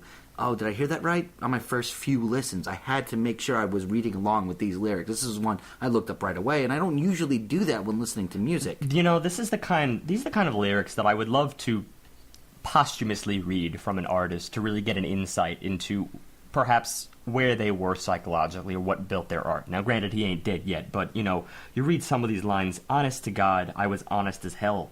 I don't lie very often, but I lie very well. Give it away, take what you need. Love does not cost money, but it ain't free. This is this bitter, not bitter, but it certainly is a very tempered, yes, a tempered analysis of what life consists of, and all the ups and downs, and sometimes just the a lot of people just reel in at the end and say, well, that's life. You know, it doesn't matter in the end how much you try. Sometimes things will not always work out the way you planned or the way the idealism would have it. What I also really like about the lyrics in this song is that the song also doesn't completely take itself so seriously, with lines like, from birth to grave, I couldn't see so clearly what I was or become. Oh, I missed a spot. Scrubba, scrubba, scrubba. Oh, my dirty thoughts. And it makes me laugh because it's so very silly in the way it's presented. It adds to that manic feel of how they deliver all of their content. They kind of go all over the place. The back and forth that they like to do, that Isaac likes to do. We remain the same. I'm not sure about that. Or pretty much the same. Now that's more like it. Yeah. It's little he things like creates that. a dialogue with himself. Anything that's morbid in their music still has laughter involved. Everything is just dripping with irony. It's what makes this worth listening to, because it's not even taking itself seriously, or not completely seriously. It means that while it's friendly advice, it's not something that you're supposed to live your life by. It's not something that's so concrete as to be a command, which makes it hard to receive as an individual. Here, because it's making fun of itself, you can better understand it. I concur 100% with that. On the musical front, I will say that I think the emotional soul of this song was a lot stronger in the verses than it was in the choruses. The choruses and the bridge, despite being, I think, fuller, I do certainly like the horns in the background. I mean, they just had me a little bit less. Maybe because the riff was transplanted. I'm not entirely sure, but there was just something about that disparity. It's just like, oh, come on, get back to the verse, because that motif, that guitar motif, was just so strong. There were also a couple of moments here, like for instance, there's this very bizarre keyboard interlude with like pitch bending all over the place. Space keyboard. Sure, whatever. However you see it, I'm not so sure it fit in the end. It seemed a little odd. It was quirky. There's a lot of things in this album that are quirky, but I think I'm at liberty at some point to get a little bit particular about what works and what doesn't. And it was a little bit of an interruption, I thought. Yeah, it was a little odd. I thought it did draw my attention, which I didn't really want my attention drawn in this song. Did how later though, when they get back to the choruses and the verses, towards the end of the song, there's a female harmony that comes in that sounds really beautiful. Beautiful. It was very beautiful having them complimenting each other, and once again, sort of. She was off doing her own little thing at the same time, even though it was working in tandem with his vocals. It's something I'm familiar with in music itself, but it's hard to pull off without one really hitting you much harder than the other. I also very much enjoyed the outro as a little flip side. The outro was a nice little jam of sorts. You had these little inserts of like staccato strings. It almost sounded like, although that could have just been a little synth insert. Either way, it sounded beautiful. Yes. I think all in all we're in agreement, though, that this track was in its full... largely a success. Yes. From here we go to Sugar Boats, which the one way I describe it from the moment it starts is a twisted carnival, a cacophony of sounds in a good way that just makes you feel like you're in the middle of a carnival in American Horror Story. Well, in the very beginning, you get kind of this honky-tonk piano feel, and it starts descending chromatically as we go back to E minor again. And that's something I noticed, that they really have a penchant for E minor on this album. They just they stick there, but because their texture's so wildly different in each and every track, you barely even notice it. But it kind of lets them reinvent the same key. But also, this really, after the honky-tonk section, has kind of an oompa feel. Yeah. It's hard to make oompa cool, and they made oompa cool. Yeah. What I like about this track structurally, though, is that it starts with this twisted carnival sound, and then when it builds to the chorus, it really rocks out. It lets loose a bit, and it builds in a way that I hadn't really heard any of the other tracks on this album build before. His singing even gets really frenetic and kind of crazy as he's singing these choruses. And I like this kind of let loose feel. Kind of like, letting this kind of evil out, because it does have a kind of evilish air. It's kind of interesting. It's like almost kind of running hand in hand with the devil, almost kind of a thing. Yeah, there's a slight macabre feel, but... I got another comparison for you. This is you mentioned it sounded like a twisted carnival, and I kind of got a little bit of this bayou feel. Like, all right, it's down there. Satchmo is playing trumpet in the background. It almost sounded like that. That was definitely the trumpets that were lending to that feel. But at the same time, the descending guitar, the descending electric guitar that was at the end of a lot of statements, took away from that for me. It separated it back into a different level. I felt the same. The guitar interlude was kind of weighted, and I don't know if it really fit. Or rather, I just didn't enjoy it as much as, settle on your story. If you're going to sort of pursue that carnival feel, then I'm just not sure the guitar really helped it. It kind of, it pulled it away from that. And I don't think it was pulling it toward anything else. So, it just struck me as another soundbite. Mostly they're pretty on point with, what they want to use, exactly where they want it. But I don't know. That was just a little bit of every once in a while they go overboard. That's my only claim. Well, one thing I did really enjoy, even though it was kind of overboard, was the nearly drunk piano work that ends up being a major component of this song. There's no other way to describe it. And while there's a lot of times in this album I would say drunk is how the voice sounds, it's weird to have the piano paralleling it in this instance, but it worked very well for me. It worked great to kind of punctuate the undertones that this song was doing. My favorite instrument was the trumpet for sure, and it really took off in the final jam. The final stretch of this track, I think, was my favorite part because it's exactly the kind of oompa groove that you want to just sort of play out into the end. They could have gotten with fading this out, even though we tend to have a little bit of a bias against, fade outs. This didn't fade out, but it could have. It really could have. When that trumpet steps in here, I described it earlier as being kind of like the Satchmo trumpet. I mean, it enters in with this raised sixth, so you really get that Dorian feel. It's like 6/7, 6/5, and then at that point, I even thought of another major influence of mine, Beirut.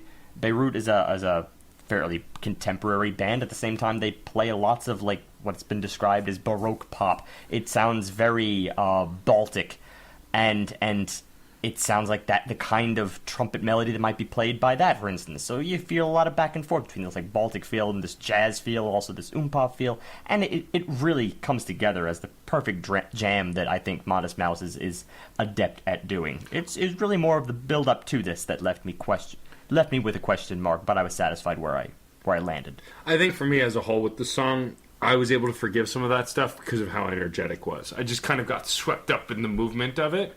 And while I noticed those things, especially now that you point them out, I think I forgave a lot of it because it just had that energy that kept me going from start to finish. And when it culminated in that jam, it really solidified the track as a whole. Track 10, to follow up, is Wicked Campaign. When I first heard it, I got a really strong kind of Killers, almost arena rock feel. I mean, not as cheesy in arena rock, but definitely the bigger moments of Killers towards the latter part of their career. We refer to today, I suppose, as a kind of anthemic pop. You know, it's not arena, definitely. but it's certainly going to be played in a stadium. That said, though, the setting of the song was very airy and open. It gave me almost a float-on kind of vibe. Even though it's not identical to that song, it definitely could be a sister song. It's very anthemic and very B-flat major. I mean, it's a lot of just like, you know, major, major, major, happy. At the same time, it's a little more laid back, certainly just in tone. It's not what the fun-filled jam that we just left was. This has more of a claim, and in the sense, I also get that beach side feel that we have in track 2, and I forget it was another point earlier in this album. We also got that beachside feel, so it's like they're anchored back here at times, like almost the sounds of a tropical island, and all the islanders just came to like help out with the drum work.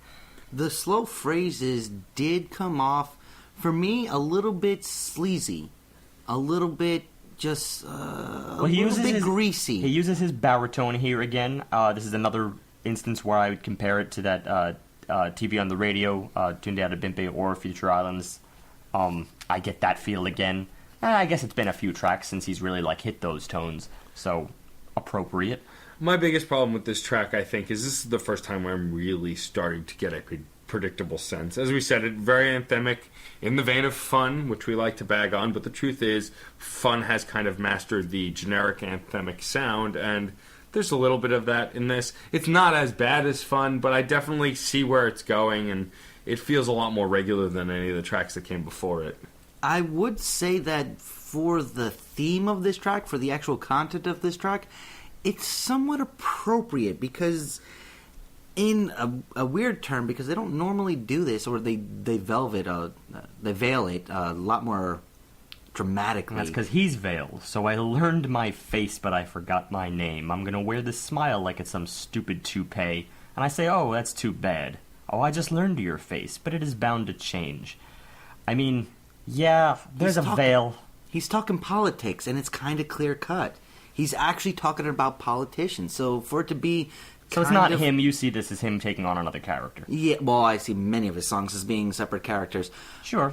Here, I mean, if you want to be a little bit more generic, I guess that's kind of good, considering what he's talking about. Yeah, and I get that, but, you know, forgiving something for taking an artistic direction only goes so far. And we had way too many instances of this last week, and our threshold for it really boils down to the fact that you need to give us something concrete first. Yeah. That thing can be a-traditional, you know, but the second you start really falling into a habit, and especially if it's someone else's habit in order to make your point, then it ruins the point, because there very well could have been quite a lot of potential here lyrically. Yeah, that's not saying that it's, you know, a bad song. I still found it to be very catchy. I found it to be one of the better types of pop-oriented music. Again, like I said, it's anthemic, but even though it was predictable, it's something we've heard before, and it's good anthemic. Yeah, it's just I wanted something more. I didn't want... If to get anthemic, I also wanted something a little bit beyond it. It's also good to have some breathers in this album as well. And, I mean, not every song has to be out there esoteric and pushing boundaries. Sometimes you just need to be able to just sit back and just enjoy something because it's a little more candy-coated. Yeah, it's just... That's my defense of it. I'm not saying it's a great song. It's definitely one of the lower songs on this album. might be yeah. the overall quote worst musically, or at least inventive musically. Yeah. But it's definitely the filler track. Of this record. Maybe it wasn't intended that way, but that's how I see it. Like Truth how be told- I referred to earlier filler tracks as really having more of a soul, despite that they may not be the crux. This is definitely one where I do feel like I'm waiting for it to end. But that said, it's track 10 and we're getting a filler track. I'm kind of okay with that. Fair enough. And I will make an artistic argument about it, so there's that. Okay, track 11, Be Brave. So this one from the get-go is kind of rocking back and forth. It's kind of, got another sway, but a little bit of a heavier sway than earlier tracks did. Heavier sway, certainly. It's another groove that really reminded me of Black Heart Procession. Heavy in B minor, and it has this kind of minor bluesy 6/8 feel. We get this repetitive chorus of "Be brave, be brave, be brave." Feels very manic, and it's felt manic before, but this is where it feels very manic. It's kind of, like I said, rocking back and forth. The phrases and the way it comes back together is that manic idea does come off as kind of scared. It's not as confident as previous sounds, and this is great for the way he's trying to get across this idea of a combination of fear and fighting against it. The chorus is nicely punctuated and a little bit on the lighter side. In fact, a lot on the lighter side. So sort of like identifying that moment where you actually capture this courage, that aha kind of a moment where you can stop being so afraid or just so spineless. Not necessarily fear is being portrayed here, but there is just a lack of just effort on the main character. Confidence. It's That's a lack better. of confidence, and it's just it's a little contemplative too, like dwelling on this fact that you need to be brave. We won't fail. We won't fail. We won't fail. We just can't fail. We fight it. We fight it. We fight it today. There's a lot of repetition here. I like the repetition. It works in the context. Well, as we said before, he's one of those singers that he adds enough character into his singing that even if he repeats stuff, it's not truly the same. He adds more to it every time he says it, whether it gets more frenetic, or more crazy, or more manic, or more smooth, or maybe it's exactly the same, and it just makes the point even better than what it was. Emphasis, repetition for emphasis. Yes. There's also a part of this track that I found very mystical in a sense. I don't know. It was a kind of. This time, musically, it really hammered home the mystical aside, as opposed to that just being present lyrically or that just being inferred. I think this had a very soft and soothing side to it. That it's another track that I felt like could have gone on for quite a while. It wouldn't bother me. Yeah, it definitely conveys that. I agree.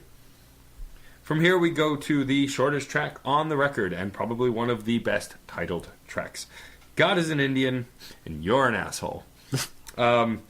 This is sort of a two-step, and interestingly, it has the emphasis really on that two, so it's 1, 2, 1, 2. Yep. It's country folk kind of sound. It's funny. I mean, the lyrics are pretty much, God is an Indian, and you're an asshole. Get on your horse and ride. Yeah. It's, the only song not written by Isaac Brock. This one was actually written by Jeremiah Green. Okay. Still sung by Isaac. It's just one of those points they kind of have to make on every album. It's Modest Mouse. They have to just say something and be mean. Matt mentioned folk, and I do kind of get that from the vocals themselves. They step in to sort of loosely sing as if around a campfire.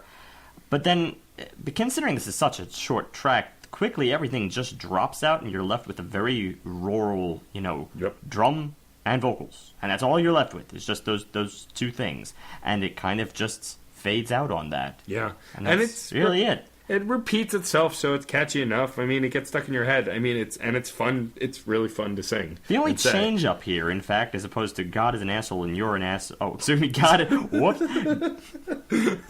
Nice. God is an Indian and you're an asshole. Get on your horse and ride. This time they do get on your horse and ride. God is an Indian and you're some asshole. Like they need to hammer that home that you're really an asshole and God is an Indian. I mean, okay, look, if the point is clear enough, are they just saying that, well, we took away the land and of course that's the asshole. It turned out that was God. Yeah. And thus you really are an asshole because No, you it's not just took necessarily away that. heaven. It's just the idea of what it really boils down to. They don't like what people do to the world. Okay. And the people that in the world that personified the best in combination of nature and humanity would have been the Native Americans Yeah, that's what I'm before saying. white settlers showed up and effed everything up. And That's blah, blah, exactly blah. what I'm saying. But he's not saying that be Indian. It's more like nowadays people are assholes. Yep. Just everyone's an asshole. Yeah, There's- I mean, that's a running theme in their music. Look, I appreciate at least the fact that this was just like, a one shot. If that's really Yeah. the thing, you go in too deep with this stuff and it starts getting a little bit preachy. But it's like as a matter of course, that really does define the point in perfect simplicity. Yeah. It definitely just hammers it home very simply. It doesn't stick with you. You don't have to sit there and be like, wow, I'm a horrible person. It's just. It's there, and it's gone. And it fades away, probably, well, sadly, much as the Indians did. If we're trying to hammer home a deeper point, because I'm going to move on, the next track does that a lot better. So, The Tortoise and the Tourist, this is a man versus nature song, pretty much making man the asshole, which is typically the case anyway. And this is a much more in-depth version of Coyote.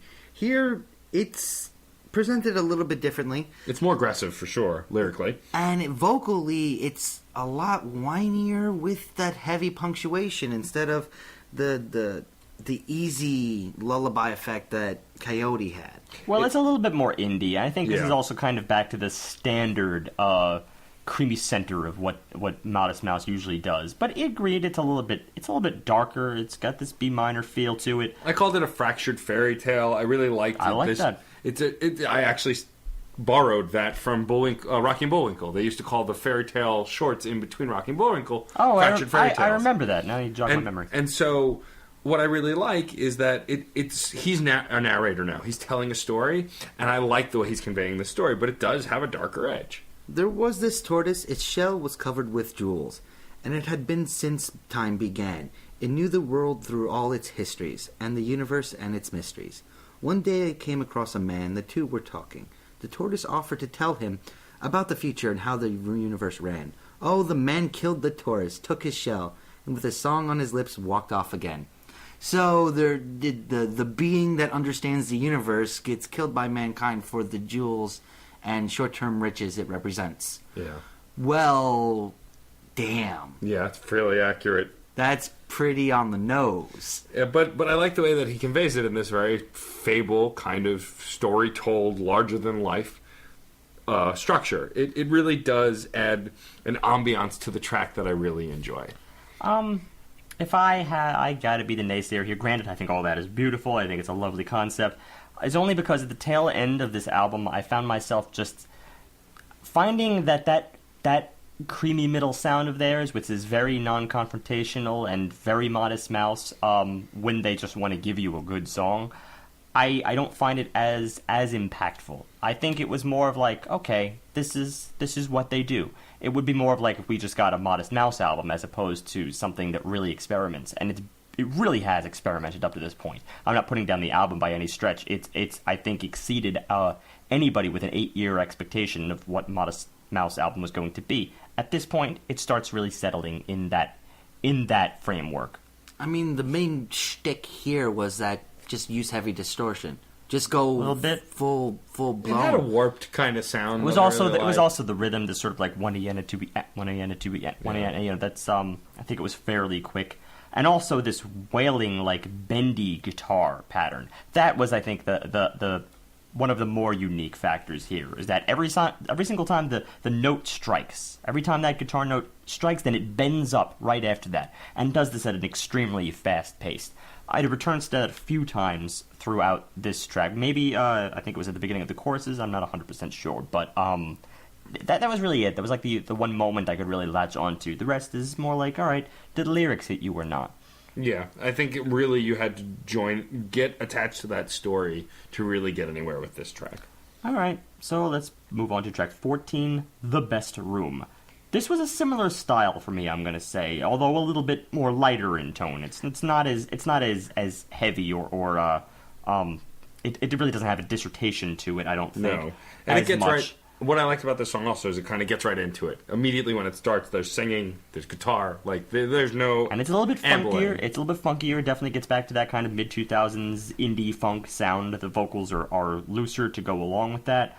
It's got a solid groove. I like the way it moves and progresses. It's nothing too crazy. It stays pretty even throughout. It's a solid groove. I think that's fair to say. Just leave it at a solid groove. It's not that funk groove that, hit me in the same, mind blow that that track 6 did. Yeah. But, I enjoyed it. It's another, again, I kind of put it in the same ballpark as the previous track. They did have many sections where things kind of receded, but certain parts were a little bit longer than others. We did have another jam in E, for instance, a lot back and forth between E and A. What I liked about that jam is that at one point the percussionist was also banging on trash cans and other objects that weren't drums, which added a more boisterous sound that I really enjoyed. We have lots of things to, I think, highlight. Great solos, great comping. The only comment I have is that it's just a little bit less memorable at this point. Mm-hmm. This is one of those tracks that just proves, look, they're great musicians. It just serves like they could churn out probably a billion of these tracks and it'll all be listenable. It's just confronted by the fact that they built up the album so highly with so much diversity that by contrast, this only appears as a little bit of a downer to my ears. Yeah, and I mean, lyrically, it doesn't really stand out that much to me. Refuting that right away. Okay. The whole song is a commentary on the fact that humanity is now very much involved with the idea of information, video games, television, all that sort of stuff, being on the internet, being in front of a screen, all the things that so many naysayers are out there going blah, blah, blah, blah, blah. To be clear, before I was making the claim that musically it is not much of a dissertation. It doesn't feel like it has a dissertation, but certainly when you look at the lyrical content, he's got a point for everything, and a lot of times he goes in depth. Yeah, no, that's a fair point. The best room they have is the last room you want. The bathroom's outside. The police tape is tied to the doorknobs of rooms 9 through 32. These Western concerns we beg while we chew. A little veiled. In fact, poetry. A lot of veiled. Great poetry. Yeah. But the things that he's talking about, all the playgrounds where them kids don't get to play, dirty parkies went and chased them all away to the game consoles to fatten. Just, come on. I mean, yeah, it's no, pretty that's on the actually a nose. really great verse. And then some of the back and forth that I mentioned earlier in previous tracks, go reckless, unharmed. Yup, the shut-ins, they're well armed. Well, we all led the charge till we ran around in our party barge. Every little gift was just one more part of their gift. Oh yeah, we know it. Oh yeah, we know it. That whole, the shut-ins, they're well armed.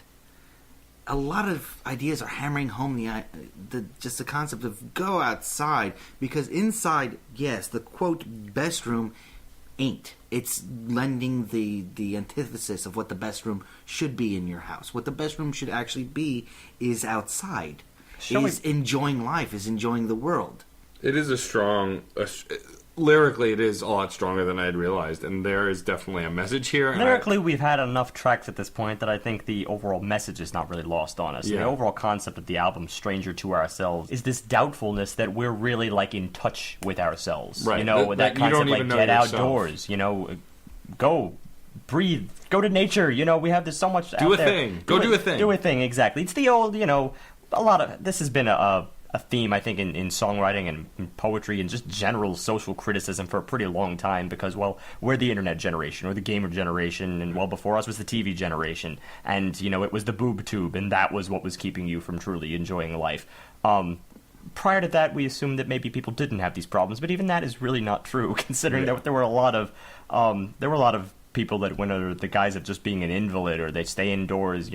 Emily Dickinson never left her house, I think, for like 20 years. Yet she still wrote a lot of great material. It's still like much of it was very, very, very, very longing, very, very like finding connections in certain places. And it's like at some point you need to be a part of it as opposed to just visualize it. And it's ironic that we're actually getting a visualization and a kind of like on paper account of all the things there are to do and all the things there are to see, while at the same time it's advocating to not just do that. Yeah, to do more. Yeah. Track 15, the final track of the record, Of Course We Know. So, this song, I got a sense of, it feels more like it's closer to the 90s, actually. It has a Blur or Radiohead kind of sound. It's a little more stripped down in the verses, but it still has that character vocally that I don't mind. It's a familiar home spot musically. It's not quite a lullaby, but very familiar in that same sort of sense. It's meant to ease you. It's meant to be open. And it's a good way, just right off the bat, it's a good way, actually probably a great way to end an album, is to really try to be all-encompassing and accepting.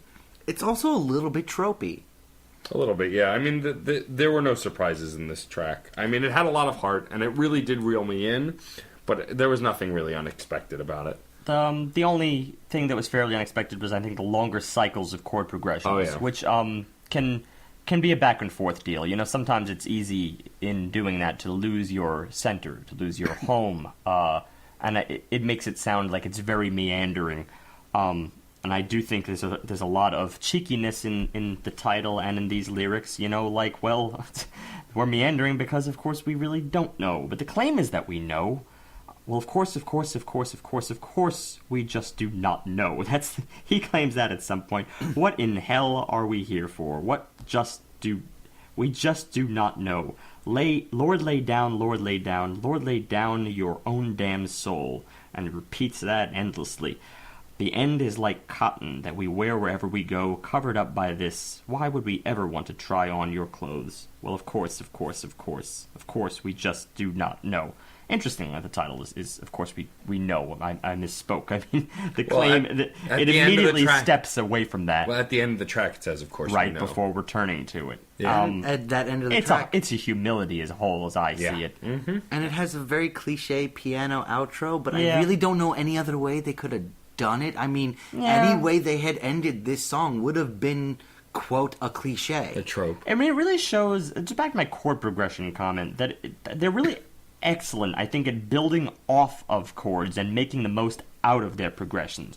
Even if those progressions sometimes seem fairly regular, and sometimes even if they meander, they can always add, like, their comping is always stellar. As I said, their solos are always stellar. There's always this constant way to reinvent that and make you, I would argue, not bored. Although I do understand that. I think in comparison to the earlier tracks, we're learning that this is a top heavy album, but only marginally. They settled on something because their point was winding down, or rather that the point they're trying to make is the kind of thing that doesn't have a climactic ending. There is no climactic ending to that. It is what it is, and it's one of those kind of albums. And truthfully, not every ending has to be climactic. Sometimes things just end. Yes. And in fact, I feel like that's an appropriate way to end this, is an end with kind of a question mark. And we made a comment earlier, or I made the comment earlier, that themes sometimes will override being climactic. Yeah. That, we got a guitar riff that had so much potential, but thematically you can't climax with it because it would have hurt the actual story of the song. So, you know what? They're staying true to their art. They're staying true to the theme and the arc that they've built in this album. That, if you haven't gleaned by now, I think we kind of explained it, that Strangers to Ourselves, that's exactly what they're talking about. And I think they do a pretty damn good job of explaining what that means. So I think this is a great place to wrap up this in track length, and actually in time length, a longer album that feels long but not in a bad way. It feels its length in the fact that you really get into it and go through it and absorb it. Strangers to Ourselves by Modest Mouse. I mean, this is the first time I've heard one of their records as it's come out. I always had gotten to their stuff pretty late. Like I said, the last record was the record that I got into them with and then went backwards. But it's overall, I mean, first of all, as a whole, the arc is solid, hands down. I mean, we made that pretty clear. We made the theme also is very solid. I think what I like about this band as a whole is I really connect with the singer. Like I said back in the podcast where we reviewed Blue October, which was... Oh, Blue October was episode 59. Their album Sway. I talked about how I really identify with a strong singer. And like Justin Furstenfeld, I feel that Isaac is a very emotive and erratic singer that you can connect with. Highs and lows all over the place. He gets steady at moments, but he kind of throws you for a loop later. It's just the whole album is kind of all over the map in a good way. But I really enjoyed it, even if I didn't hone in on lyrics in certain songs. And I honed in more on the music. There really wasn't any moment where well, first of all, easy to say, there was no moment that I did not enjoy at all. There was no moment where I sat here and went, "This is terrible. Please stop." Even the weird song "Pistol." Yes, we got enough of that last week. I was content to be happy with this one. That said, though, there were moments that were standoutish for good or odd reasons, like Pistol, which did stand out. But like Steve said, considering the structure of the album as a whole, it's not that odd, especially considering we know that Modest Mouse does like to try different things. So it's not that unbelievable that they tried something so different. The ultimate pair of the Ground Walks and Coyotes, I mean, I'm in love with those two songs together. In fact, that's a situation where I don't know that I could listen to those songs separately. I mean, I guess I could, but they really work so well together. I would always love to hear them in the structure of the album. And the album as a whole, from track to track, really does transition and blend really well. Even in those moments that shock you, I think it's appropriate in the moments where they come up. Again, the only real song that I kind of got a little bored with was Wicked Campaign. And again, it's only because it was predictably anthemic. But again, it wasn't bad. We say a lot, it's not bad, but, blah, blah, blah. I don't think I need to really paraphrase or justify anything on this record. We were pretty clear in our wrap-up. In our review. So the wrap-up will be on the shorter side. It's a 4.75. It's close to a 5, but it's not a 5. The reason I'm ranking it point 10 higher than D'Angelo's album, which is 0.1. Oh, 0.1 rather. The zeros don't count. Yeah. 0.1 higher than D'Angelo's album is because D'Angelo's album was very technical and very talent-wise was very good. But for me personally, I didn't like it as much as this record. So it's honestly getting a 0.1 for enjoyment level. There was never a moment that I was taken out of the record or that I didn't like, even if there were things I liked less. So that's where it sits for me. 4.75, the highest of the year for me so far. Okay, I think it's interesting that you brought up Black Messiah. Only because, it was an album in recent memory. We reviewed that in episode 128. It was doing, I think, things that were drastically new throughout that album. But I'm inclined to agree with you. I think I really did enjoy this a little bit more. Maybe it was a more familiar style, and it's sometimes, it was less sporadic. It really had this grounded intention to keep their listener with you at every step of the way. I think that's what Modest Mouse has always done. It's yes, they had this quirky style, so they're a little bit, out of the norm, but at the same time, they always keep it down to just one of two things. Either they're going to be really, really fun, or they're going to be really, really emotional at what points. Granted, maybe that's not the reasons that people originally went to them for. Their singles are almost constantly the ones that are just outlandish and funky or catchy or one of the above. But yeah, I think this album really is a true advancement of their career. It shows that they have the capacity to do a lot more than maybe what people, gave them credit for. For instance, the compositional styles. Of course, they always, had a large variety of instruments, but, I don't think I ever really thought, wow, they're great composers. And that's something that really should be mentioned when you're talking about a rock band, because then it delivers you both at once. And it's very, very important, because you don't want to lose one or the other. If you deliver a pop track but you lack compositional, then it's very easy for it to get samey, for it to get repetitive, and ultimately predictable. But with fluid composition, you can make even the simplest groove interesting. And considering this was a fairly long album, 15 tracks, I strained to find too many holes. The holes existed exactly where I originally claimed, and that is sort of toward the end, where they settled us in a fairly stable, that's the way I recognize Modest Mouse, and that's what they do. But there was an artistic justification behind that, and you know what? By that point, you're already really just sold on the album as a whole. There's every track is giving you something different, and I don't think you're settled on a sound until then.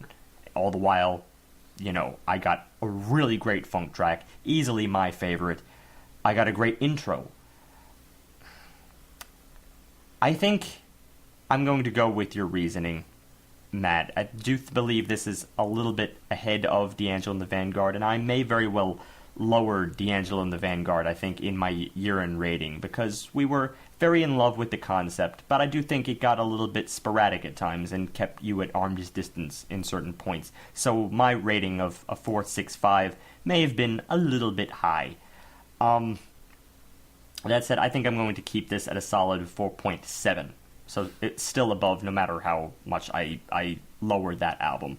But perhaps not with the same fluidity as I found on a very early album that we reviewed, Ben Folds 5's The Sound of Life of the Mind, which seemed to, I think, pack more of a consistent soul throughout, which I only am separated by a 0.5 difference. That was a true 4.75 for me. Modest Mouse is made up of a bunch of crazy mother effers. That's the easiest way to describe them. Because they do things that, well, you'd look at in hindsight sound great, but honestly, I wouldn't want to be the guy that first heard the pitch on this album. Maybe not this album, but the first album. That one album that started them on this path that led to this moment. That led to them releasing this album. Because frankly, the idea of, well, let's take an accordion, some violins, throw it in a rock band setting, and then talk about nonsensical things that I spout from my mouth as they come to my mind. That's what it sounds like they decided to do. That's what Isaac's sound did. And it works. It works so well. And it keeps working, and they keep evolving. But here, Strangers to Ourselves, I don't think is so much of an evolution from their previous albums. It's very reminiscent of the last album, We Were Dead Before the Ship Ever Sank, which was pretty much a slight evolution on Good News for People Who Love Bad News. So they have progressively gotten better. An 8-year hiatus means maybe they have not gone the full distance. Maybe they were more getting in touch with themselves, which is why the last few tracks ended up just sounding like their normal fare. But their normal fare is leaps and bounds ahead of so many other individuals. It is definitely not one of the herd. They may never be a trendsetter. They may never be the ones that people copy off of, but they have their own unique ideas, and they stick with it, and they know how to express those ideas. And the thing that will always draw me back, because while this is not some virtuosic jazz piece, this is not some amazing instrumental piece that really pushes the boundaries. This is not Godsticks. I mean, this is not Scale the Summit. We're not getting something that is just harmonically a monstrosity that driving on nails. But his voice, Isaac's voice, is something I will never get tired of because of the 4 or 5 different voices he has.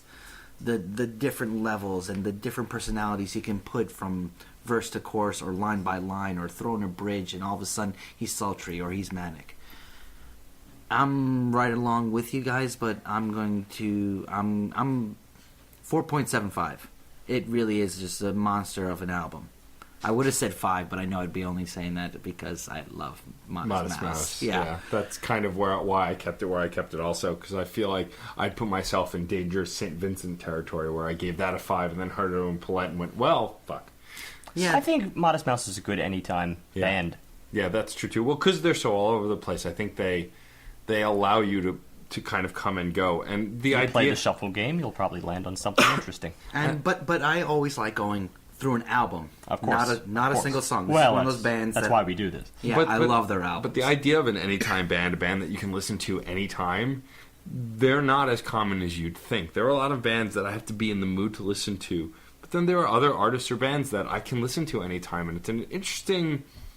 When you look at it, it's interesting what makes something an anytime band. Like for me, Sarah likes to pick on me and make fun of me a little. I listen to Adam Warrock a lot. And in fact, when I'm indecisive on what to listen to on my iPod, I think I've said this before on the podcast, I go straight to him. I just listen to his stuff because she calls him my hip-hop comfort food. And it's true. A lot of his songs, because I can kind of listen to them no matter what mood I'm in, I go straight to it. On the opposite end, an Anytime band used to be Rob Zombie because his songs were just so ridiculous and most of the time emotionless in the sense that they were just about whatever. They were storytelling songs. Right. I could listen to it almost any time.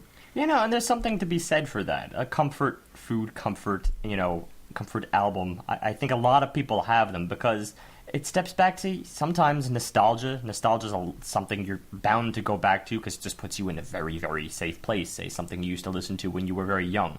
But at the same time, that almost indirectly starts building your later tastes such that you can have, an amalgamation of sounds. As I've frequently cited, and certainly many times in this episode, funk, for me, is just this, anytime thing. You settled me in that groove, and you could pretty much do anything. It's almost like a free ride, a free pass. It's not to impugn the integrity of the art or the work that went behind the art, but it is definitely...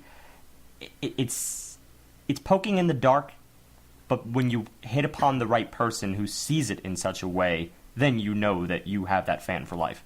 Yeah, and I think also the thing about this concept of a comfort food or anytime band is it's different person to person. Like, if you were a fan of Adam Warrock, you might not feel that way about his music. You might feel a connection to it in a way that you only listen to it when you're happy or sad. Right. Actually, we've reviewed 3 bands in the last 6 months, 2 I brought on, which are my anytime bands. One is very recently added to that, and that would be the Decemberists, because frankly, their music just is... I'm still pissed that Steve took so long to go. You were doing Decemberists. Hey, it was always out there. It was out there, but I didn't know. It's like but you didn't know.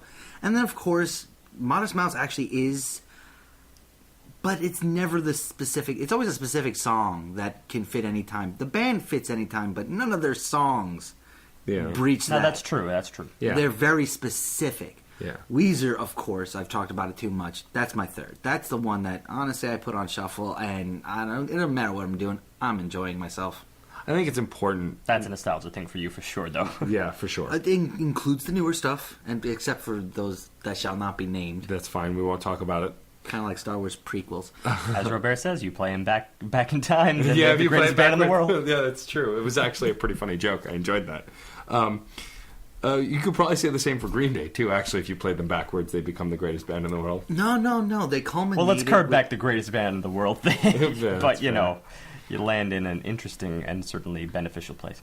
But I think it's important as a fan of music to have an anytime or comfort food band. Something you can go to when you're not sure about anything. Life, your emotional state. Or even just a band that you can put on and just have as background music because you're so intricate and you're so invested in them, you know them so well. You know that band, you know that song. You don't even have to listen to it. You already know the song. It's so ingrained in your mind that you throw it on as just background noise so that there's something playing so it's not so silent. It's great to have music that you can do that with. Yeah. Not something that's throwaway, but something that is just a warm blanket that you don't know you have around you. Well, warm blanket, I like that. On that point, especially considering, we put a lot of emphasis behind direct and invested listens. You sit with it, your headphones, and in my case, sometimes I'm at the piano, really looking at, the keener points. But to be fair, of course, not everyone has that option. Not everyone has that time. We always encourage our listeners to give very, very intensive listens, but sometimes you really just do need something to fill the silence, as John said. And it's kind of like a concession for that. So if that's the time that you have, if all you have is, let's say, the course of your commute, then, what are you more likely to fill it with? It's probably going to be that kind of band. The band that just has that sound that is just going to put you in exactly the right place that you need for the limited time that you have. So I'd like to close this discussion with a question. What are your anytime bands? If you're listening to this, and you're listening to this episode, post in the comments what bands that you really kind of like to listen to when you're in that state or when you just want something that you can listen to no matter what state you're in. I'd love to hear the options because I guarantee there'll be a huge variety. I'll even put it out there, talk about flip sides. Funk is one of mine, but also Baroque music. I'm not like surprised by straight that. up like mid 17th century Bach Vivaldi. It's a very, very just like you put it on, I feel productive, rejuvenated. A lot of times it's just like this steady glossed sound, but it really is. That's the bed that you want to sleep in. From here, I think this is a great place to segue right on into our spam of the week. Spam of the week. Spam of the week. Someday you'll actually write a Spam of the theme week. for Spam of it. the week. Spam of the week. Someday you'll. I saw where you're going there. Yeah. Hey, you got that. See? Music. Brings people together. Oh, and so is the spam. Love takes its own feverish course, as Mary and Rob join forces to prevent a clash between the hot-headed clans, and to protect their budding love. For more on this discussion, check out Michael Marley's Green-Eyed Monster. Don't buy Mayweather's retirement drivel. Most of the entries in the annals are much shorter in length and different in tone. For instance, most entries are the name of the person, date of birth, and age of death. Maybe in exploit or two, but never the detail of the author entry. By Clash of the Clans Hack Tool. They had me at love. Oh, well, that was the first And word. then they lost me At after that. Takes. Or whatever that word was that you tried to pronounce that didn't sound like a word. No, well, no, it's spelled Exploit. How would you pronounce it? Exploit? Exploit. Exploit? Exploit. Okay. Clash of Clans, they like to use stereotypical Irish or So Scottish accents. the bots to are be- having strokes. Yes. That's a step. Excellent. Yeah, it's a step towards humanity, having Right. our problems. Yeah. Um, Good. Take those problems. We don't want them. Next week's album, we're going to do another fan pick. We had gotten this about a month or so ago, and we've been just trying to find a place to do it justice properly and feature it right. It's our second fan request from fan Kristen V, and this time she sends us something that John had mentioned actually earlier in the year that he was interested in hearing, and it is the newest record from Fall Out Boy, American Beauty, American Psycho. I am a fan of their earlier work. The middle stuff I kind of didn't listen to as much, so I might like this. That's I'm not okay. sure. You didn't have to really listen to the middle stuff. They're great early. They were really great early. And then they were the same exact thing in the middle. So you can't complain, but you can't really wax eloquence on it. This has been getting good reviews, but as we've seen in the past, bands that get good reviews don't actually make good music, so we'll see. This might be the year of where are they now? I think that's what we're kind It's of going true. for. Just like, where are they now? It's been 8 years. Here's a new album. Where are they now? I don't. Well, see, they're a high school thing and I was never into them, but I was Right. surrounded by it Sure, in high of school. course. So it's one of those like slightly negative nostalgia things. But you know what?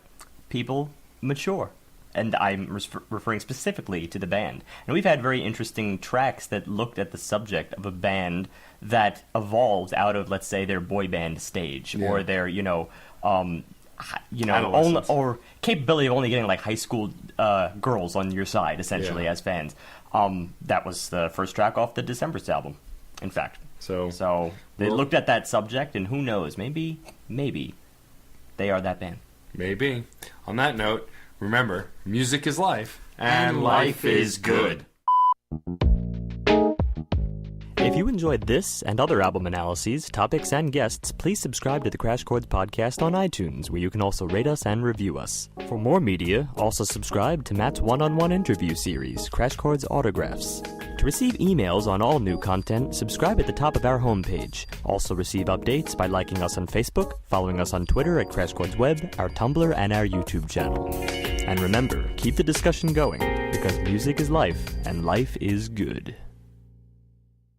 If you have any questions or comments, feel free to share them in the comment board below each post. Otherwise, email us directly at admin@crashchords.com.